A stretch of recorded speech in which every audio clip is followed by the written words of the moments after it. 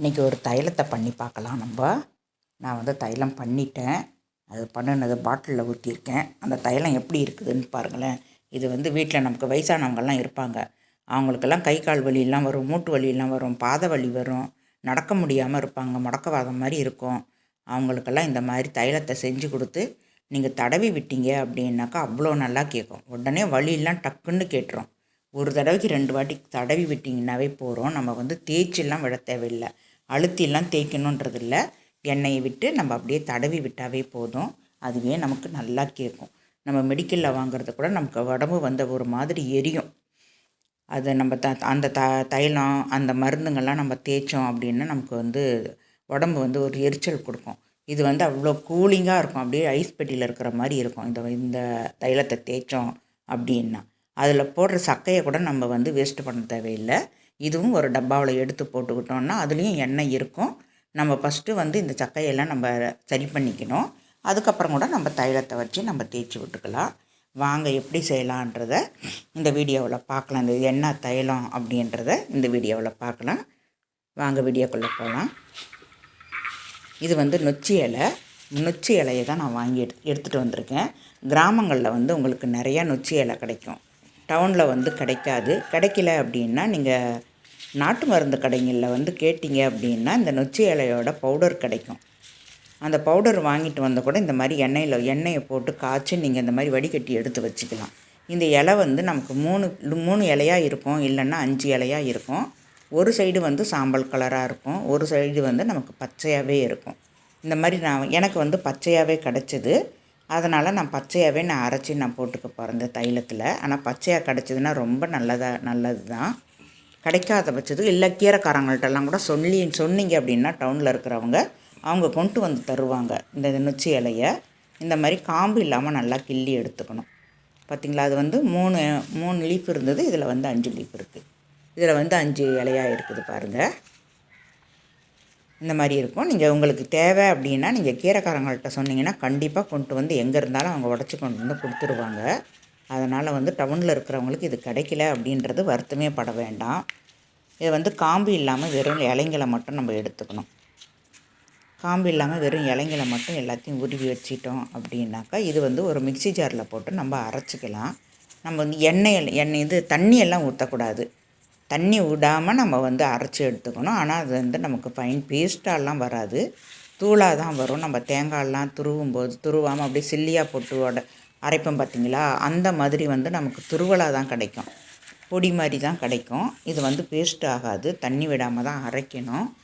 நான் வந்து ஒரு கைப்பிடி அளவுக்கு போட்டிருக்கேன். இந்த மிக்சி ஜாரில் போட்டு நான் அரைச்சி எடுத்துக்கிட்டு வந்து காட்டுறேன் பாருங்கள் எப்படி இருக்குது அப்படின்ட்டு. பாருங்கள், இந்த மாதிரி தூளாக தான் கிடைக்கும் நமக்கு. இதில் நமக்கு தண்ணியும் விடக்கூடாது. இந்த தைலம் பண்ணும்போது இந்த தண்ணி விடக்கூடாது நம்ம. இப்போ வந்து நான் இந்த மாதிரி குறைன்னு எனக்கு கிடச்சிருக்கு. இப்போ வந்து ஒரு கடாயில் நான் வந்து நல்லெண்ணெய் விட்டுக்கிறேன். இது வந்து நல்லெண்ணெய் தான், நல்லெண்ணெயில் தான் செய்யணும். அதனால் நான் வந்து ஒரு 200 கிராம் வரப்பு நான் ஊற்றிக்கிறேன். அந்த டம்ளர் வந்து எனக்கு 100 கிராம் பிடிக்கும். 2 கிளாஸ் நான் ஊற்றிருக்கேன். 2 டம்ளர் அளவுக்கு நான் நல்லெண்ணெய் ஊற்றிருக்கேன். ஊற்றி நல்லா காஞ்சி வரட்டும். நல்லா சூடாகணும். நல்லா சூடு ஆயிடுச்சா இல்லையான்றது உங்களுக்கு தெரியலன்னா கொஞ்சம் புகை மாதிரி வரும். அப்படின்னு டவுட்டாக இருந்ததுன்னா கொஞ்சமாக எடுத்து போட்டு பாருங்கள், அது அப்படியே பொங்கி வரும். இப்போ நமக்கு நல்லா காஞ்சிடுச்சு. அதனால் இந்த பவுடரை அப்படியே அதில் கொட்டிடுங்க. அந்த தூளுங்களை, அந்த நொச்சி இலை தூளுங்களை அப்படியே கொட்டிடுங்க. கடையில் கூட உங்களுக்கு இந்த மாதிரி தான் கிடைக்கும், பவுடராக கிடைக்காது. கொட்டிட்டு அப்படியே நீங்கள் கொஞ்சம் கலந்து விட்டீங்க அப்படின்னாக்கா நல்லா வந்து உங்களுக்கு அந்த சாரமெல்லாம் இறங்கிடும். அந்த க்ரீன் கலர் சாரம் இறங்கிடுச்சு அப்படின்னாவே நமக்கு நல்லா வந்து நமக்கு எண்ணெய் நல்லா ஆயிடுச்சு அப்படின்னு தெரியும். இதில் வந்து நல்லா ஆறட்டும். நல்லா பப்புள்ஸ் அடங்குனதும் நீங்கள் ஆற விட்டுடணும். ஸ்டவ் ஆஃப் பண்ணிவிட்டு நல்லா ஆறட்டும். நல்லா ஆற விட்டுட்டு அதுக்கப்புறம் நம்ம வந்து வடிச்சிக்கலாம். பாருங்கள் எப்படி இருக்குது அப்படின்னு சொல்லிட்டு. இது வந்து நான் ஒரு வீடியோவில் தான் பார்த்தேன். ஒரு டாக்டர் சொன்னார், சரி நம்ம செஞ்சு பார்க்கலாம் அப்படின்றதுனால நான் செஞ்சு அதை யூஸ் பண்ணிவிட்டு தான் நான் உங்களுக்கு காட்டணும் அப்படின்ட்டு நான் யூஸ் பண்ணியிருக்கேன். ஆனால் ரொம்ப நல்லா கேட்குது.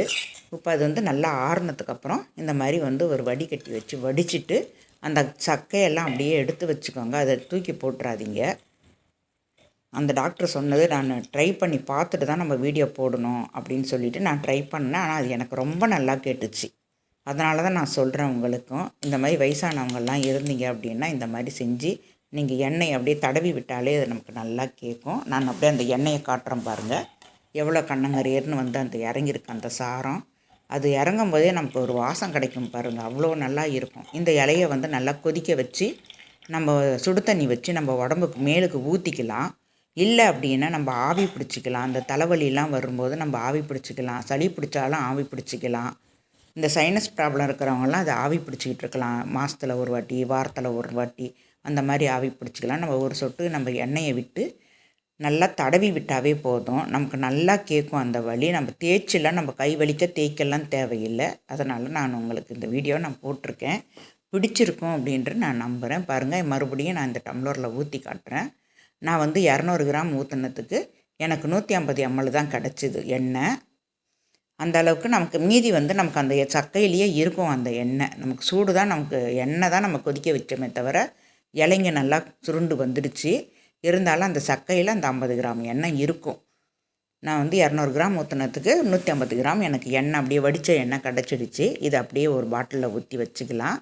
இப்போ இந்த சக்கையில் நமக்கு அந்த எண்ணெய் இருக்கும் பாருங்கள். நம்ம அப்படி வடித்து வச்சா கூட அதில் இருக்கிற எண்ணெயெல்லாம் விழுந்து அப்படியே ஒரு சைடாக வச்சோம் அப்படின்னா எண்ணெய் வந்துடும். இருந்தாலும் இந்த சக்கையை கூட நம்ம கீழே டக்குன்னு தூக்கி போட வேண்டாம். இது ஒரு டப்பாவில் எடுத்து வச்சுக்கோங்க. ஒரு டப்பாவில் எடுத்து வச்சுட்டு நம்ம தேவை நமக்கு எங்கேயோ எப்போயாவது வலிக்குது, முட்டி வலிக்குது, கால் வலிக்குது அப்படின்னா முதல்ல இந்த சக்கையை வந்து தீர்த்துருங்க போட்டு. இதில் இருக்கிற எண்ணெயே நமக்கு போதும். ஒரு தடவைக்கு 2 வாட்டி தேய்ச்சி விட்டுட்டாவே நமக்கு போதும்.